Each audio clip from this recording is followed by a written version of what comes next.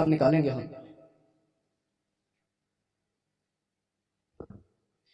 पहले ही वचन को पढ़ेंगे, उत्पत्ति की किताब और उसके पहले वचन से पढ़ेंगे। Hallelujah, hallelujah. परमेश्वर का धन्यवाद हो वचनों के लिए। आदि में परमेश्वर ने आकाश और पृथ्वी की सृष्टि की। आमेन। क्या इस पे ये लिखा हुआ है कि पहले दिन परमेश्वर ने आकाश और पृथ्वी की सृष्टि की? क्या ऐसा लिखा हुआ इसमें? कहीं भी नहीं लिखा हुआ। इसमें सिर्फ इतना लिखा हुआ आदि में, और आदि का मतलब होता है सनातन, और सनातन का हमारी भाषा में कहा जाए जिसकी कोई भी सीमा, जिसकी कोई भी शुरुआत। हालेलुया। उस समय बना दिए गए थे ये जब हम कल्पना भी नहीं कर सकते। विज्ञान कहता है करोड़ों अरबों साल पहले ये सिथर है, और ये बाइबल कहती है हाँ ये सिथर है। हमने काउंट किया इसको कहां से? तब परमेश्वर ने कहा उजियाला हो, वहीं से काउंट किया। हालेलुया। आगे पढ़े इसे। और पृथ्वी बेडोल और सुनसान पड़ी थी, और गहरे जल के ऊपर अंधियारा था, तथा परमेश्वर का आत्मा जल के ऊपर मंडलाता था। पृथ्वी बेडोल थी। बेडोल का मतलब होता है कि इसके ऊपर कुछ भी उत्पन्न नहीं था, सिर्फ और सिर्फ पानी और मिट्टी घुली मिली हुई थी। इसमें नमी थी कि नहीं थी, विज्ञान भी इस बात को नहीं कहता, पर विज्ञान कहता है ये सिथर थी। पर बाइबल ये कहती है कि ये घुली मिली हुई थी। जहां जल था वहीं मिट्टी थी और बेडोल थी। परमेश्वर ने जल को एक साइड में कर दिया और भूमि को एक, और जो साइड में उसे उसने पृथ्वी कहा। सूखी भूमि बन गई और एक तरफ जल बन गया। ये आदि काल की बात है। ये 6000 12,000 साल पहले की नहीं, ये आदि काल की बात है। और परमेश्वर का आत्मा उस पर मंडराता रहता था। ये पता नहीं कितने करोड़ों अरबों साल पहले ये घटना ऐसी घटी थी कि परमेश्वर था। परमेश्वर इससे पहले ही था। परमेश्वर तो जब इस पृथ्वी को करोड़ों अरबों अगर बताया जाता है तो परमेश्वर इससे पहले था। भजन संहिता और उसका 90 अध्याय 2 वचन हम देखें। एक हालेलुया। इससे पहले कि पहाड़ उत्पन्न हुए, हाँ, वह तूने पृथ्वी और जगत की रचना की, वरन अनादि काल से अंत काल तक तू ही परमेश्वर है। आमेन। हालेलुया। इससे पहले कि कुछ भी बना, इससे पहले कि पृथ्वी की तूने रचना की, उससे पहले तू अनादि काल से, अनादि काल का यानी कि सीमा ही नहीं है, जिसकी शुरुआत ही नहीं है, वहां से तू ईश्वर है, वहां से तू सिद्धर है। और उसके बाद ये सब कुछ बनाना शुरू हुआ। और जब ये शुरू हो गया, पृथ्वी अपने आकार में आई, तब परमेश्वर ने कहा, आ जाए हम वापस उत्पत्ति में फिर चल करके। तब परमेश्वर ने कहा उजियाला हो। पढ़े इस चौथे वचन को, चौथे वचन से पढ़े। और परमेश्वर ने उजियाले को देखा कि अच्छा है, और परमेश्वर ने उजियाले को अंधियारे से अलग किया। परमेश्वर ने उजियाले को अंधियारे से अलग किया, और परमेश्वर ने उजियाले को दिन और अंधियारे को, तथा सांझ हुई फिर भोर हुआ। इस प्रकार पहला दिन हो गया। अब परमेश्वर ने कहा उजियाला हो। ये वो तीसरा वचन है जो 3 दिन के बाद खड़ा हुआ था। ये वो उजियाला था। तब परमेश्वर ने कहा उजियाला हो, और वो मुर्दों में से जी उठा और सदा काल के लिए ज्योति ठहरा। हालेलुया। हालेलुया। अब इन बातों को मैं थोड़ा सा इसको और रिवर्स में लेकर के जाऊंगा। जब इस सृष्टि को नहीं बनाया था तब परमेश्वर क्या करता था? जब ये सृष्टि नहीं रची गई थी उससे पहले परमेश्वर क्या करता था? परमेश्वर ने इस ब्रह्मांड को जब शिथिल किया था तो बाइबल ये बताती है, आओ हम आदम को अपने समान रूप में बनाएं। जब आओ का शब्द होता है तो ये बहुवचन होता है, एक सिंगल व्यक्ति का जिक्र नहीं है, कुछ और लोग इसमें शामिल है। हालेलुया। जब ये कहा जा रहा था आओ, तो इसका मतलब परमेश्वर के साथ कुछ और भी थे, उसकी सेना। यूं पृथ्वी का और उसकी सारी सेना का बनाना समाप्त हो गया। हमने पढ़ा होगा इसमें। अब इन वचनों को अगर गहराई से देखें तो ये आओ जो बोला है तो इनकी रचना पृथ्वी के समय में तो नहीं की गई, क्योंकि कहीं भी नहीं लिखा हुआ कि परमेश्वर ने अपने लिए दूत बनाए, अपने लिए स्वर्गदूत बनाए। ये पृथ्वी की रचना से पहले उसकी सेना सिथर थी जो उसने अपने मुख से तैयार किए थे उस वचन के द्वारा, जो अपने अंदर से वो ज्योति बनाई थी। हालेलुया। अपने अंदर से उसने एक ज्योति को प्रकट किया, और बाइबल ये कहती है वो खुद एक ज्योति है, खुद एक। और उसने 3 ऐसे प्रधान दूत बनाए, 3, जिब्राइल, मिकाएल और लूसीफर, जिसे इब्लिस कहा जाता है। आमीन। और लूसीफर के विषय में बाइबल ये कहती है वो तो आप ज्योतिर्मय है। इस वचन को पढ़ना, लूसीफर अब है, वो पहले नहीं था, वो अब है।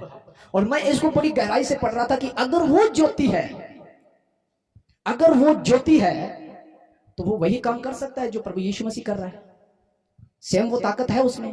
अगर वो सृष्टि से पहले रचा गया, और आयुब की पुस्तक को जब हम पढ़ रहे थे तो 38 अध्याय में लिखा हुआ है कि जब मैंने पृथ्वी की नींव डाले, जब सियोन के अंदर एक सिरे का पत्थर रखा गया, तब परमेश्वर के सब पुत्र और भोर के तारे उसकी जय जयकार करते थे। पढ़ा था ना हमने वचन को। यानी कि जब पृथ्वी को बनाया गया था तब वो साथ में था, वो ज्योति, जिस ज्योति में इसको रचा जा रहा था, जिस संगीत में इसको रचा जा रहा था, क्योंकि वो लूसीफर साथ था परमेश्वर के जब इसे रचना की जा रही थी, इस पृथ्वी को बनाया जा रहा था। लेकिन इसको अस्तित्व में लाने से, इसकी सृष्टि करने से पहले उसने अपने आप की बुद्धि को भ्रष्ट कर लिया और उसे स्वर्ग से फेंक दिया गया। हालेलुया। उसे निकाल दिया गया। अब वो प्रधान था और उसके प्रधान दूत के अंदर में 1/3 लोग उसे अधिकार में दिए गए थे, जिनको स्वर्गदूत एंजल्स कहा जाता है, उसके अधिकार में दिए गए थे। उसमें भरपूरी थी, सब कुछ उसी के द्वारा, और उसे एक बेटे का अधिकार दिया हुआ था। वो सबसे पावरफुल ज्योतिर्मय स्वर्गदूत था जो उसकी महिमा करता था और परमेश्वर का सबसे चहेता बोला गया, और उसके अलावा किसी भरपूरी में वो और नहीं दूत थे, उसी में सब भरपूरी थी। यहेजकेल 28 अध्याय को अगर आप पढ़ोगे तो वहां से पता चल जाएगा कि इसके अलावा तो कुछ है भी नहीं उसके विषय में, कि उत्तम से भी उत्तम, बुद्धि से भरपूर और सर्वांग सुंदर, और जो कुछ भी रचा गया था उसी में ही रचा गया था। किसमें? ज्योति में, उस ज्योति में रचा गया था। वो ज्योति कौन थी? खुद परमेश्वर। और उस ज्योति में से जो निकली थी वो क्या थी? लूसीफर ज्योति। दिवे से दिवा जलाया जाएगा तो उसे ज्योति कहा जाता है। हालेलुया। जिस प्रकार से हम प्रभु यीशु मसीह में होकर के छोटे दीपक बनते हैं, यूहन्ना के विषय में हम पढ़ेंगे जिसमें लिखा हुआ है कि वह खुद तो ज्योति नहीं था पर ज्योति की गवाही देने आया था। वो एक छोटा दीपक था पर कुछ समय के लिए उसे ज्योति में मगन होना अच्छा लगा, उसे भाया। हम पढ़ते हैं इस वचन को। जब उसके द्वारा ये रचा गया और उसकी बुद्धि भ्रष्ट होगी तब उसे फेंका गया, उसके 1/3 दूत भी फेंक दिए गए। अब जो कुछ उसमें रचा गया था उसे ही बाहर निकाल दिया गया, तो स्वर्ग तो खाली खाली हो गया। तब परमेश्वर ने आदम को रचने की योजना बनाई। उससे पहले परमेश्वर की योजना में ना तो इस पृथ्वी के ऊपर फल फ्रूट थे, ना आदम था।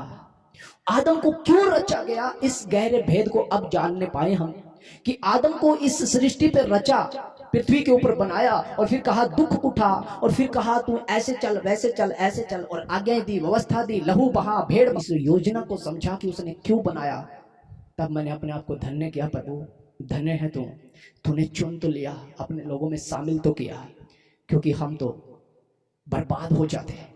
उस योजना के भेद को जब समझा, आदम को क्यों बनाया गया, क्योंकि वो जगह खाली हो चुकी थी जिसमें भरपूरी थी, जिसमें परमेश्वर को आनंद मिलता था। तब उसने आदम को रचा, और वो आदम को पृथ्वी पे इसलिए रचा कि अब मैं इसे जांचूंगा, अब मैं इसे परखूंगा, अब मैं इसके साथ सब कुछ इसे पढ़ाऊंगा, लिखाऊंगा, जीना सिखाऊंगा, आज्ञाकारी सिखाऊंगा, ईमानदार बनाऊंगा, मैं इसे, इसके अंदर का घमंड तोड़ूंगा, इसको दीन और नम्र करूंगा, इसके अपने आप को तुच्छ कर दूंगा, और ये जब मेरे अधीन हो जाएगा तब मैं इसे ऊपर लेकर के जाऊंगा, और ऊपर जब मैं लेकर के जाऊंगा तो जो मैंने 1/3 खोया है इसी से पूरा करूंगा मैं। हालेलुया। इस पृथ्वी को एक प्रोजेक्ट बनाया गया, एक स्कूल बनाया गया और उसने अपनी आत्मा मिट्टी में एक पुतला बना करके डाल दी और पृथ्वी पे छोड़ दिया और उसके अंदर शैतान को भी डाला कि अब तू इनके साथ कर जो तुझे दिया था ना, तूने तो वो भरमा दिया क्योंकि मेरे किसी काम के नहीं है वो लोग, वो स्वर्गदूत तो बर्बाद तूने कर दिए। अब मैंने जो ये बनाया है मिट्टी के अंदर, मैंने फिर इसके अंदर आत्मा डाली है, अब तू इसे भरमा। और जो जो उसके भरमाए गए वो सारे के सारे अलग, और जो उसके भरमाए नहीं गए वो स्वर्ग के लिए तैयारी कर लो अपनी अपनी। मैं आज कह रहा हूं आपको, जो उसके चुंगल में नहीं है वो लूसीफर की जो सेना खाली हो चुकी है उस जगह के लिए तैयारी कर लो। और जो प्रधान था जिसको लूसीफर कहा जाता है वो तो तैयार होके चला भी गया। हालेलुया। वो तो प्रभु यीशु मसीह है ज्योति, जो उसकी कमी थी ना, क्योंकि उसी में महिमा है परमेश्वर की। जैसे लूसीफर में महिमा थी ना, ऐसे ही अब यीशु मसीह में महिमा है। वो तो चला गया, अब उसका 1/3 लोग चाहिए। सकेत फाटक से प्रवेश करो ऐसा वचन कहता है। हालेलुया। अब प्रभु मुझे दुखों में मत डाल, प्रभु परीक्षा में मत डाल, प्रभु आनंद दे, मैं दुख ना उठाऊं। तो भेजा किस लिए है, कोई बताएगा? किस लिए भेजा है? क्या कोई अपने बेटे से कहेगा दुख उठा, क्रूस उठा, अपने प्राण खो दे? कोई कहेगा? कोई कहेगा तुम्हें क्लेश होगा? क्यों? उसके लिए हम लोग एंजल्स तैयार हो रहे हैं। क्या हो रहे हैं? स्वर्गदूत। उसने हमें भेजा, पैदा इसलिए किया है कि उसने एक अपनी आत्मा आदम के अंदर डाली, और उस आत्मा से हजारों, जैसे एक बीज को बोया जाता है ना पृथ्वी पे, और हजारों फसलें उगाती है, बीज बन जाते हैं, फिर बीज से बीज, बीज से बीज, पृथ्वी पे भरपूरी। ऐसे आदम को भेजा और उसके लिए हवा को तैयार किया, और फलो फूलो और पृथ्वी पर भर जाओ और परीक्षा में जाओ, क्योंकि आदम को परीक्षा में भेजा इसीलिए था। उसने परीक्षा के लिए तो भले और बुरे के ज्ञान का फल लगाया था। अगर ना लगाता तो क्या कोई खाता? क्या परीक्षा में पढ़ते? दीन बन सकते थे क्या? हंकारी, घमंडी, कीर्तघन, असंयमी, लुचपन करने वाले, गाली देने वाले, भले के बेरी, शरीर की अभिलाषाओं के भोग विलासी परमेश्वर के राज्य के अधिकारी नहीं होंगे। घमंडी परमेश्वर के राज्य के अधिकारी क्यों? क्या फर्क पड़ जाएगा एक नगर अलग बसा दे तो? था ना पहले वहां पे, पहले एक था ना स्वर्ग में, मैं अपना सिंहासन इससे भी ऊपर है, इसीलिए तो फेंका। तो अब क्या वापस घमंडी जाएंगे वहां? क्या लुच्चे जाएंगे? कोई नहीं। अब वो जाएगा जो प्रेम में है, दीन है, नम्र है। इसलिए उसने ज्योति बनाई, और वो ज्योति आज मैं आपको बता दूं, साइंस ने माइक्रोस्कोप से चेक किया है। जापान के वैज्ञानिकों ने, नेट पे वीडियो मिल जाएगी उसकी, जापान के वैज्ञानिकों ने जो सूक्ष्मदर्शी जो स्कोप होता है, जिसको शीशा कहा जाता है, दही के अंदर जीवाणु होते हैं। शायद जो पढ़े लिखे बच्चे हैं उनको पता है, दही के अंदर जीवाणु होते हैं, इतनी इतनी लंबे लटे होती है, लट। अगर उस शीशे से देखा जाए नहीं तो दही बनेगा ही नहीं, क्योंकि हम अपनी आंखों से उसे नहीं देख सकते। जिस प्रकार से कठपुतलिया के तारे को नहीं देख पाते, उसी प्रकार से दही के अंदर जीवाणु को नहीं देख पाते। मनुष्य की चमड़ी के ऊपर जीवाणु होते हैं, जीवाणु हम नहीं देख पाते, पर वो माइक्रोस्कोप से डॉक्टर बता देगा कि इसकी चमड़ी में इन्फेक्शन आ गया है, इसके अंदर कोई एक जीवाणु कीटाणु काम कर रहा है। बताते हैं ना डॉक्टर, रिपोर्टों से, आंख से देख करके, है ना, माइक्रोस्कोप से। उस माइक्रोस्कोप से जब देखा गया तो मनुष्य के दिमाग के अंदर एक पतली झिरी, जो आंखों से नहीं देखी, पतली, बिल्कुल पतली झिरी, एक ज्योति मिली दिमाग में, जिसको शायद इस संसार के लोग कहते हैं मेरी तीसरी आंख खुल गई, तो बोलते हैं ना, वो जिससे मिलन होता है। याद रखना, जब भी आप दुआ प्रार्थना करोगे ना, तो यहां से नहीं कर सकते आप, यहां से करना पड़ेगा। आपका ये जो चीज है ना, ये, क्योंकि पता क्यों? उस ज्योति के साथ मिलाने के लिए इस ज्योति का मिलान करना होगा। और जब तक आपकी ज्योति उस ज्योति में नहीं टकराएगी तब तक उसके भेद को नहीं समझ सकते। यहां पे ज्योति है क्योंकि तुझमें प्रभु यीशु मसीह तेरे दिल और दिमाग में काम करता है। मैंने तेरे वचन को अपने हृदय में रखा है, पर तेरी ज्योति मुझ में चमके, वो यहां नहीं चमकेगी। ज्योति तो यहां, क्योंकि मूसा जब 40 दिन के लिए पहाड़ से नीचे आया तो बाइबल ये कहती है उसके चेहरे से रोशनी झलकती थी। हालेलुया। क्योंकि उसने ज्योति से संगति की थी 40 दिन। जब संगति हमारी ज्योति के साथ होगी तो हमारे चेहरे पे, गाते ना, तेरे चेहरे से तेरी, मेरे चेहरे से तेरी रोशनी चमके, मेरी बातों में तेरी खुशबू महके, मेरा दिल बने तेरी स्तुति का स्थान, तेरी महिमा करता रहे मेरा हालेलुया। गाते हैं ना इस वचन को?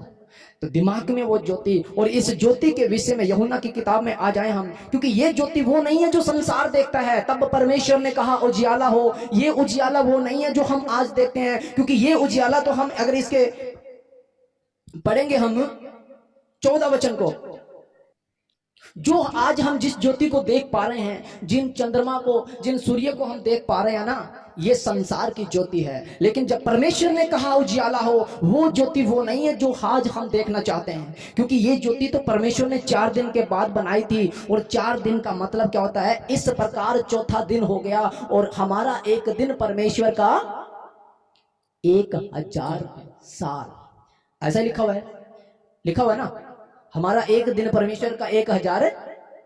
तो परमेश्वर ने 4000 साल बाद सूर्य को बनाया, जो संसार को प्रकाश देता है। हेलो, सभी इधर हैं? अब गहरा भेद बताता हूं मैं आपको। जब इस युग की शुरुआत हुई, नूह नबी से पहले जल प्रलय हो गई, तब से लेके प्रभु यीशु मसीह के पैदा होने तक 4000 साल हो गए थे। हालेलुया।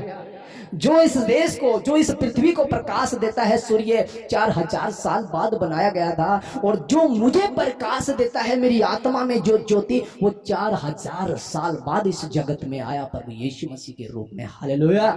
पढ़े 14 वचन को। फिर परमेश्वर ने कहा, दिन को रात से अलग करने के लिए आकाश के अंतर में ज्योतियां हो। हालेलुया। आकाश के अंतर में ज्योतियां हो। तो फिर वो क्या था जो उजियाला बोला गया? सदियां बीत जाएगी, अगर हम 14 वचन ही पढ़ लेंगे तो पूरी सदियां बीत जाएगी, जन्म छोटे पड़ जाएंगे। एक एक वचन के अंक में गहरी भविष्यवाणी छिपी हुई है। चौथे ही दिन क्यों रचाओ से प्रकट करना था कि ऐसी ज्योति 4000 साल बाद मैं भेजूंगा, जो मुझ में महिमा पाएगी। और पूरी पृथ्वी की ज्योतियां, जिनको दीपक कहा जाता है, तुम जगत की, हालेलुया, पूरी जगत की ज्योतियां उसके अधीन हो जाएगी। और उसने कहा पृथ्वी का अधिकार मुझे दिया गया है। और हम प्रभु यीशु मसीह में, और प्रभु यीशु मसीह परमेश्वर में, जिस प्रकार से वो ज्योतिर्मय दूत परमेश्वर से वास्ता रखता था और परमेश्वर ने उसे भरपूरी दी, और 1/3 दूत उसमें वास्ता रखते थे, वो उन पे प्रभुता करता था। इसी प्रकार से अब जो ज्योति हमारे अंदर प्रकट हुई है, जो दाहिने बैठी है, उसमें हम भरपूरी करेंगे और वो परमेश्वर में होगा। हालेलुया। अब जब वो अपने काम को पूरा कर चुका होगा, जब इस संसार का न्याय कर चुका होगा, तो बाइबल ये कहती है वो अपने आप को और हम सबको उसके अधीन कर देगा। जब वो सब कुछ पूरा कर चुका होगा, तो अपने आप को और हम सबको लेकर के उसके अधीन कर देगा, जो अगम ज्योति है। आमेन। हाँ जी, आगे पढ़े थोड़ा। और वे चिन्हों और नियत समयों और दिनों और वर्षों के कारण हो। आमेन।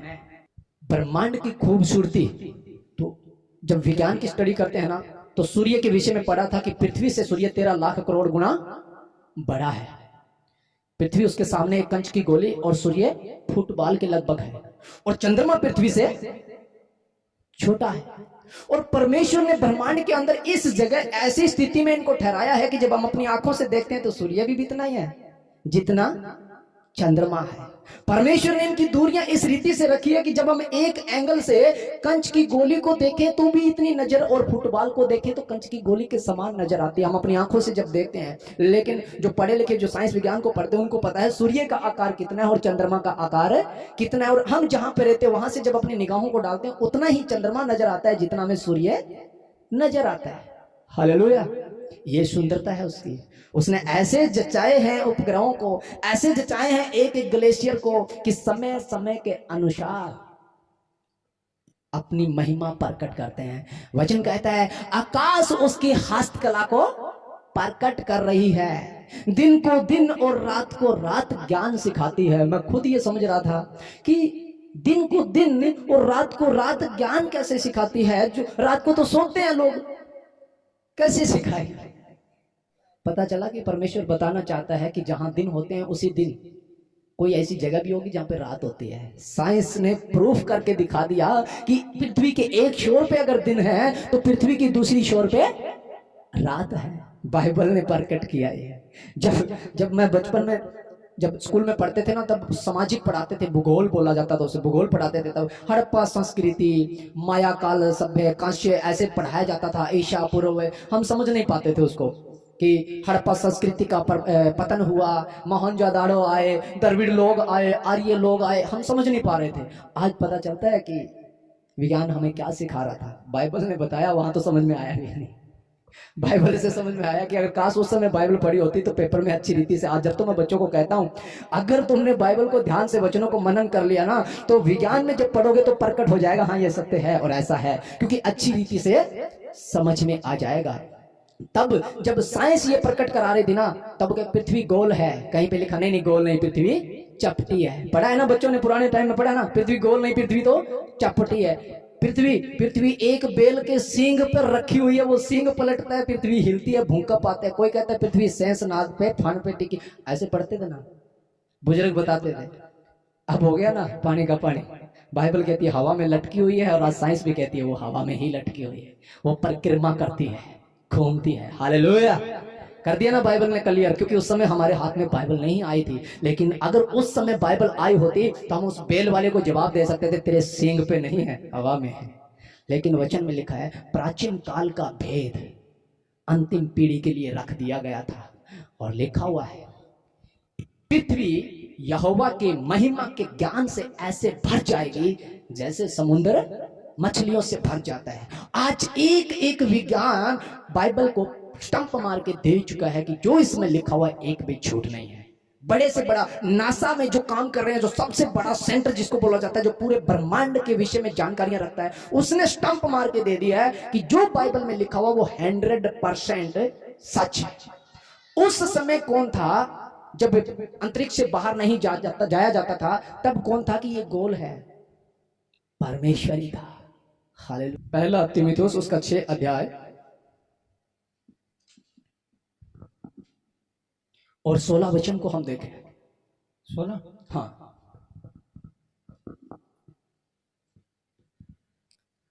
और अमरता केवल उसी की है। हालेलुया। इस ज्योति का नाम है अमरता, केवल उसी की। अमरता का मतलब होता है अनंत काल का जीवन, जो कभी भी समाप्त होने वाला नहीं है। अमरता केवल उसी की है। आगे पढ़ें। और वह अगम्य ज्योति में रहता है, और वह अगम्य ज्योति में रहता है। हाँ? और न उसे किसी मनुष्य ने देखा और न कभी देख सकता है। हाँ? उसकी प्रतिष्ठा और राज्य युगानो युग रहेगा। आमीन।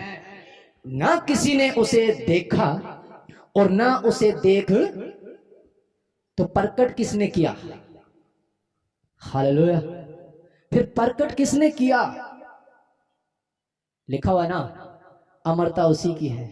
जिस ज्योति का जिक्र हुआ है, तब परमेश्वर ने कहा उजियाला हो, तब तो हमें नहीं पता चला, लेकिन उसके विषय में एक व्यक्ति पैदा हुआ जिसने हमें बताया, और उसके विषय में लिखा हुआ है वो खुद तो ज्योति नहीं था, पर ज्योति की गवाही देने के। आइए हम यूहन्ना की किताब में जाएंगे। यूहन्ना की किताब उसके 1 अध्याय को हम पढ़ेंगे। आदि में वचन था और वचन परमेश्वर के साथ था। हाँ जी। और वचन परमेश्वर था। आगे पढ़े। यही आदि में परमेश्वर के साथ था। सब कुछ उसी के द्वारा उत्पन्न हुआ, और जो कुछ उत्पन्न हुआ उसमें से कोई भी वस्तु उसके बिना उत्पन्न नहीं हुई। उसमें जीवन था, और वह जीवन मनुष्य की ज्योति थी। मनुष्य की ज्योति था। अब इस वचन को हम देखेंगे 2 कुरिन्थियों और 4 अध्याय का 6 वचन हम देखें। 2 कुरिन्थियों। इसलिए कि परमेश्वर ही है जिसने कहा कि अंधकार में से ज्योति चमके, और वही हमारे हृदयों में चमका कि परमेश्वर की महिमा की पहचान की ज्योति यीशु मसीह के चेहरे से प्रकाशमान हो। आमीन। वो ज्योति जिसके विषय में कहा जाता है किसी ने नहीं देखा और न कोई देख सकता है। ये सच्चाई भी, मूसा ने भी नहीं देखा, क्योंकि उसके विषय में भी ये लिखा हुआ है अगर जिसने उसे देख लिया वो तो मर ही जाएगा, वो तो जलजला है। अगम्य ज्योति में रहता है, बड़ी ज्योति। तब परमेश्वर ने कहा उजियाला हो, और उजियाला हो गया। लिखा हुआ ऐसा। जब परमेश्वर ने कहा उजियाला हो, उजियाला हो गया। और पूरी पृथ्वी पे अगर उजियाला हो गया तो कल्पना करो कि इतनी ज्योति है क्या? वो क्या इतनी है? पूरे ब्रह्मांड की ज्योति बन गया वो। हालेलुया। और उसने अंधकार से अलग किया, और उसने अंधकार को रात कहा और ज्योति को दिन कहा। अब उस ज्योति के अंदर से जो ज्योति निकली, उस ज्योति के अंदर से ज्योति निकली, वो ज्योति ला करके मरियम को दी गई थी कि इसे प्रकट कर। तो जिस ज्योति के विषय में परमेश्वर ने कहा उजियाला हो, वो ऐसा उजियाला है जो समाया नहीं समा सकता, जिसके कोई आकार नहीं है। उसको निराकार कहा जाता है, जो ब्रह्मांड को प्रकाश देता है। और वो प्रकाश सूक्ष्म है, जिसको अपनी आंखों से नहीं देखा जा सकता, क्योंकि ये सूर्य का प्रकाश जो हमें दिन और रात करके देता है, ये अलग प्रकाश है। लेकिन जो प्रकाश परमेश्वर में जो ज्योति है, वो ज्योति प्रभु यीशु मसीह ने प्रकट की थी। और उसने प्रकट करके कहा, जैसे मैं ज्योति में हूं, तुम भी ज्योति में चलो। हालेलुया। उसी ने तो कहा था मैं जगत की ज्योति हूं, और फिर उसी ने कहा जो मुझ में है तुम भी जगत की। हालेलुया। आइए हम वापस यूहन्ना में आ जाएं। वह आप तो वह ज्योति न था, परंतु उसकी ज्योति गवाही देने के लिए आया था। उस ज्योति की गवाही देने के लिए आया था, सच्ची ज्योति जो एक बार मनुष्य को प्रकाशित करती है, जगत में आने वाली थी। आमेन। वह आप तो ज्योति नहीं था, एक मनुष्य आया। किसके विषय में बोला जाता है? ये यूहन्ना के विषय में। एक मनुष्य इस जगत में आया और उसने कहा मार्ग को सीधा करो, अपने मनों को बदल लो, अपने हृदय को बदल लो, बुरे कामों से मन को फिराओ, क्योंकि स्वर्ग का राज्य निकट है, वो आने वाला है। और लोगों ने कहा क्या तू मसीह है? उसने कहा नहीं, मैं मसीह नहीं हूं, मेरे बाद एक और आने वाला है जिसके मैं पैरों के बंद खोलने के भी काबिल नहीं हूं। वो ज्योति है। वो आप तो ज्योति नहीं था, पर वो ज्योति की गवाही देने के लिए आया। और प्रभु यीशु मसीह ने उसके विषय में बताया था। हम यूहन्ना की किताब और उसका 5 अध्याय निकालेंगे।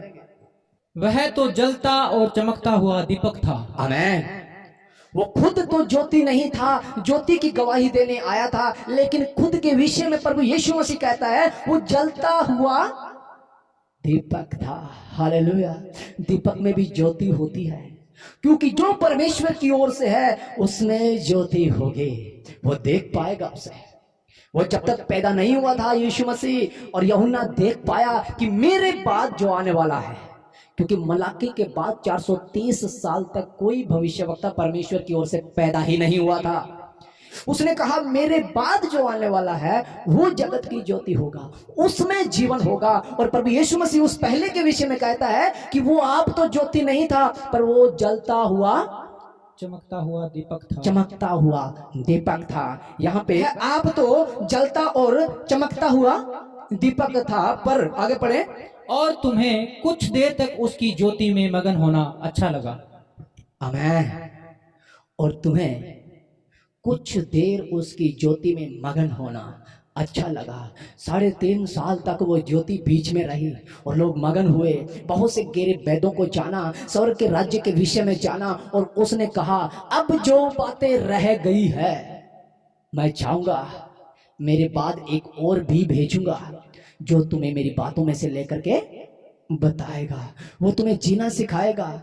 आज जो ज्यादा समझदार है, बड़े बड़े पास्टर बने हैं, ज्ञानवानी है, ज्यादा ज्ञान ले लिया है, जिनको बहुत ज्यादा ज्ञान हो गया है, वो कहते हैं पुराने नियम से हमें कोई लेना देना नहीं है, पुराना नियम तो पुरानी बातें हैं, अब नई सृष्टि है, जो मसीह यीशु में है वो नई सृष्टि है, अब तो हमें नए तरीके से जीना है। बाइबल कहती है पुराना ही तो नए में है। हालेलुया। पुराने नियम के अंदर प्रभु यीशु मसीह की परछाई झलकती है, उसके आने की आहट सुनाई पड़ती है। कैसे आया, किस रीति से आया, क्यों आया, पुराने नियम से हमें पता चलता है। नए नियम के अंदर पुराने नियम की बातों से प्रकाश मिलता है। हालेलुया। जब हम नए नियम को पढ़ते हैं तो नए नियम के अंदर जो भेद छुपे हुए हैं उन भेदों से पुराने नियम में देखते हैं तो हमें प्रकाश मिलता है कि अब आगे और होने वाला क्या है। इसलिए प्रभु यीशु मसीह ने यूहन्ना के विषय में कहा कि वो दीपक है और दीपक जलता हुआ है। तो वो जब जल रहा था तो इसका मतलब वो भी ज्योति था, पर छोटी ज्योति था जो बड़ी ज्योति के अंदर से आया। हालेलुया।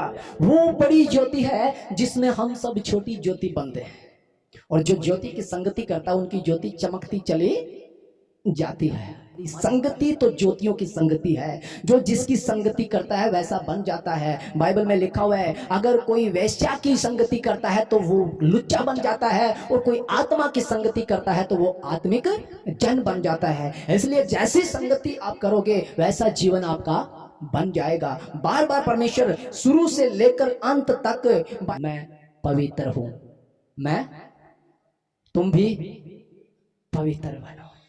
क्यों बोला जाता है, किस लिए बोला जाता है? वही शुरू वाला भेद जो मैंने बताया, क्योंकि जो भरमाए गए थे उस लूसीफर के द्वारा और फेंक दिए गए, वो जगह लेनी है।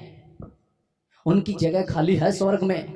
स्वर्ग में महिमा नहीं है, महिमा हमारे द्वारा की जाती है परमेश्वर की। अगर स्वर्ग में महिमा होती ना, याद रखना, अगर स्वर्ग में महिमा होती तो पृथ्वी पे उसकी महिमा करने की जरूरत नहीं थी। स्वर्ग उसकी महिमा करता, हालेलुया।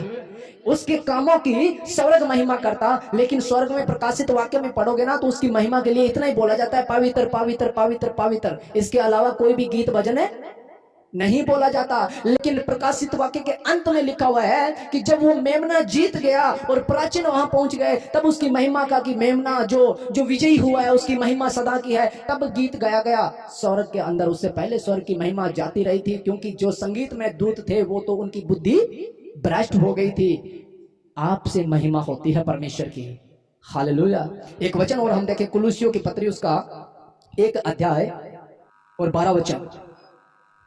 और पिता का धन्यवाद करते रहो, हाँ, जिसने हमें इस योग्य बनाया है। और पिता का धन्यवाद करते रहो कि जिसने हमें इस योग्य बनाया है कि ज्योति में पवित्र लोगों के साथ मिरास में सहभागी हो। आमेन।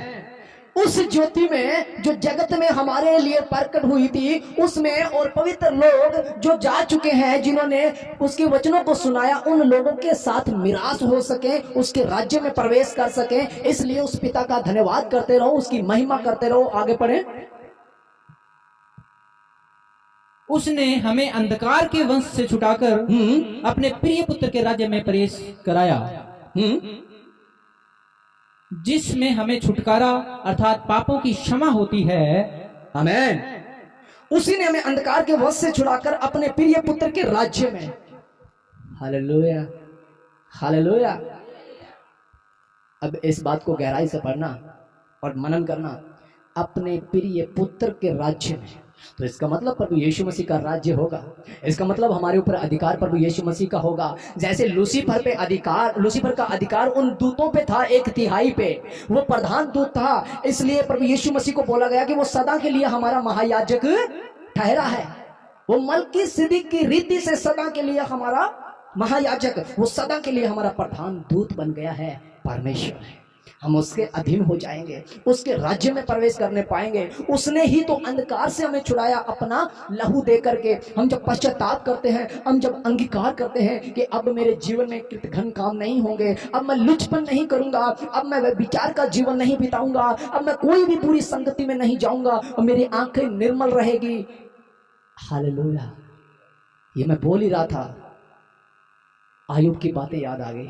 आयुब कहता है, मैंने अपनी आंखों से वाचा बांधी है। हालेलुया। पढ़ा कभी किसी ने? मैंने अपनी आंखों से वाचा बांधी है, इसलिए मैं अपनी निगाहें कैसे किसी कुंवारी पे लगाऊं। वह विचार से बचने का सबसे बड़ा सरल उपाय है आंखों से वाचा। अपनी आंखों को जिसने निर्मल कर लिया, अपनी आंखों से देखना जिसने पवित्र कर लिया, वो हर एक बुरे कामों से बच जाएगा, वो लुचपन से बच जाएगा, वो असंयमी से बच जाएगा। उसमें संयमता होगी, उसका अपना सेल्फ कंट्रोल हो जाएगा, वो अपने शरीर पे कंट्रोल कर लेगा और उसकी शारीरिक अभिलाषाएं समाप्त हो जाएगी। वो परमेश्वर की इच्छा में चला जाएगा, क्योंकि उसके अंदर परमेश्वर की इच्छा प्रकट हो जाएगी। और जो परमेश्वर की इच्छा में चलता है, सांसारिक इच्छा समाप्त हो जाती है, खत्म हो जाती है। जो शरीर से पैदा हुए हैं वो शरीर की अभिलाषा को पूरा करते हैं। अब जो आत्मा से, ज्योति से पैदा होते हैं, वो उस ज्योति की अभिलाषा को, आमेन। आगे पढ़े इस वचन को, जल्दी जल्दी पढ़े, हमें ये 20-26 तक या 20 तक पढ़ना पड़ेगा। जिसमें हमें छुटकारा अर्थात पापों की क्षमा प्राप्त होती है, वह तो अदृश्य परमेश्वर का प्रतिरूप और सारी सृष्टि में पहलोठा है। आमेन।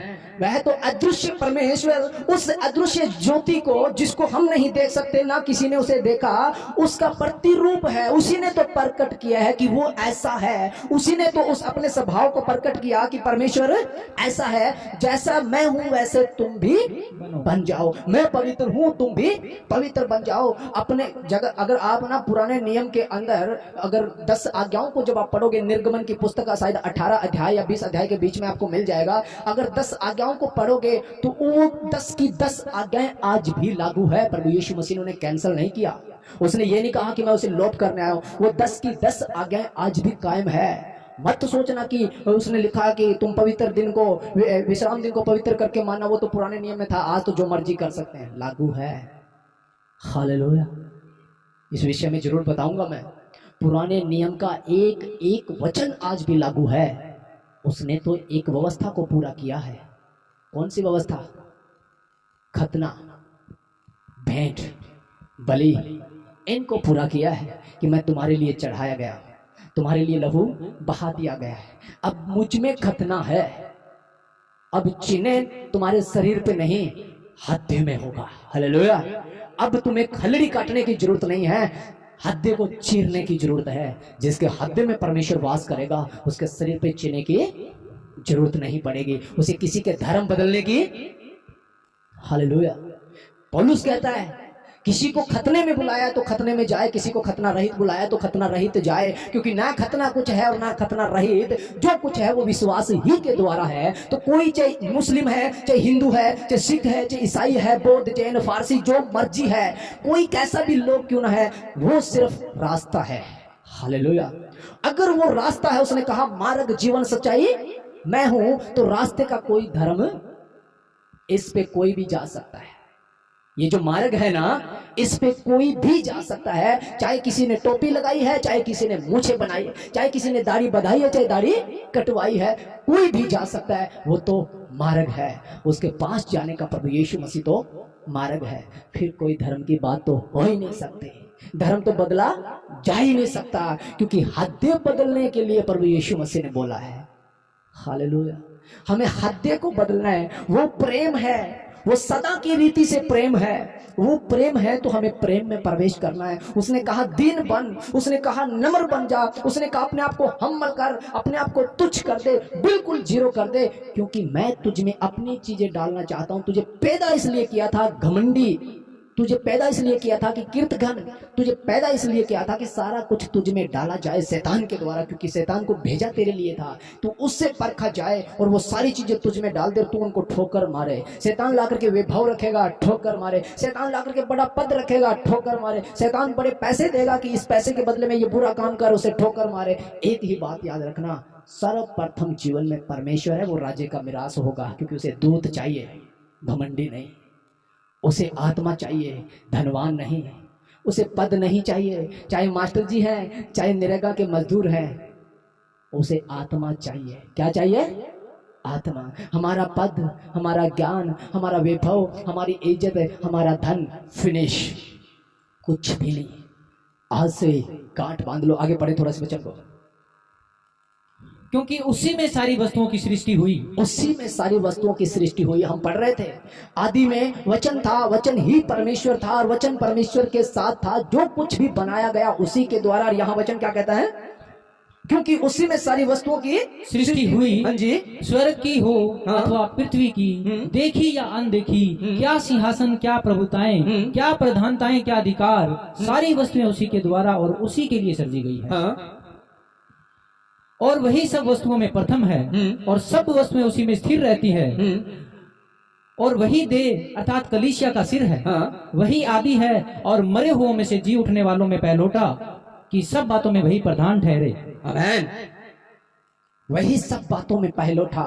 और 15 वचन को जब हम पढ़ रहे थे, सृष्टि में भी वही पहलोठा। हमारे धर्म वो पहलोठा है। इस पहलोटे के विषय में नेक्स्ट, वो पहलोठा इसलिए है कि उसने बुढ़ापा नहीं देखा और आदम ने बचपना नहीं देखा, इसलिए पहले का जीवन उसका है। दो ही आदम है, एक के द्वारा मृत्यु आई और एक के द्वारा जीवन आया। जिसके द्वारा जीवन आया वो पहले का हिस्सा बन गया, क्योंकि वो पैदा हुआ था पर मरा नहीं। और जिसके द्वारा मृत्यु आई वो पैदा नहीं हुआ था पर मरा था।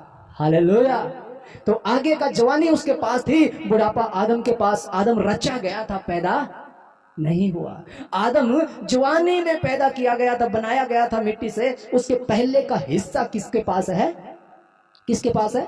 प्रभु यीशु मसीह के। इसलिए वो पहलोटा है। आगे का हिस्सा जो बाद में आया, मूवी बनती थी ना शादियों में, पहला भाग दूसरा भाग, तो दूसरा भाग हमें पहले दिखा दिया गया, क्योंकि पहला छुपा लिया गया था कि अब ये भेद प्रकट हुआ है कि पहला भाग ये है, इसमें भरपूरी है। इसलिए प्रभु यीशु मसीह हर बातों में पहलोटा है। हम भी उसी के अंदर वास करेंगे। आज तक ज्योति है और उसके द्वारा जो प्रकट होगी, हम भी ज्योति हैं। और जिसमें अगर ज्योति नहीं चमकी, मैं गारंटी देता हूं आज भी खाली है और उस दिन भी खाली रह जाएंगे। अपने जीवन को बदल लो, बुराइयों से मन फिरा लो। ये संसार की आशीषें, वचन में एक जगह लिखा हुआ था, भविष्यवाणियां समाप्त हो जाएंगी, भाषाएं समाप्त हो जाएगा, एक शिखर रहेगा, वो है प्रेम। हालेलुया। प्रेम सदा के लिए बना रहेगा। कोई भी चंगाइयां समाप्त हो जाएगी। लाजर को जिलाया गया था, वो तो फिर भी मरा। आत्मा अगर जिंदा हो गई तो कभी मरने की नहीं। अपनी आत्मा को जिला लो और ये दृढ़ निश्चय कर लो, संसार का क्लेश मुझे उससे अलग नहीं कर सकता है। संसार का दुख मुझे उससे अलग। एक ही सुसमाचार है, एक ही शांति का समाचार है, वो है प्रभु यीशु मसीह।